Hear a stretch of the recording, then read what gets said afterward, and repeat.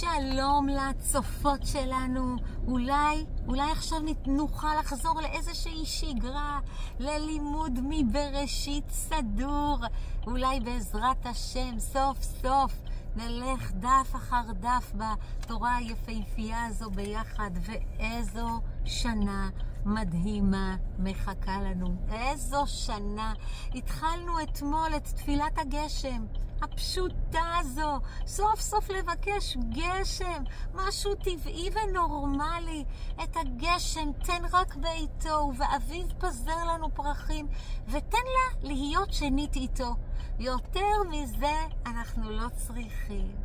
אנחנו הולכים ללמוד את תורת הזמן המופלאה של הזמן החדש הזה, תורה שכמותה לא הייתה ושכמותה לא תהיה. הפרי צדיק רבי צדוק הכהן מלובלין אומר 70 פנים לתורה, כמו הפנים שלך, כמו מה שאת עוברת עכשיו.